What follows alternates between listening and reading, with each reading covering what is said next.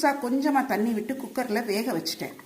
இதை ஒன்றுமே செய்ய வேணாம், இதை வதக்கெல்லாம் வேணாம், அப்படியே மசிக்க போகிறேன். மசிச்சுட்டு உங்களுக்கு காமிக்கிறேன்.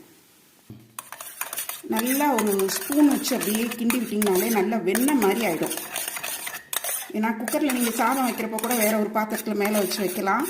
இப்படி நல்லா மசிஞ்சதுக்கப்புறம் பாருங்கள், இதில் ஒரு இது என்னன்னு பார்த்தீங்கன்னா, பொதுவாக கார்லிக் வந்து உடல் நலத்துக்கு மிகவும் நல்லது. அதே சமயம் அது வதக்கி சேர்க்குறப்போவோ அல்லது பச்சையை அரைக்கிறப்போ அந்த பூண்டு வாசனை வந்து வரும் நம்ம பேசுகிறப்போ இது பண்ணுறப்போ.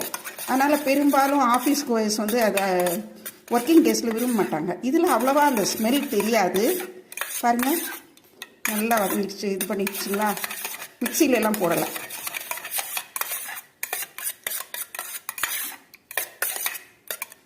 இப்போ அடுத்தது என்ன செய்கிறதுன்னு காமிக்கிறேன். அடுப்பில் ஒரு டம்ளர்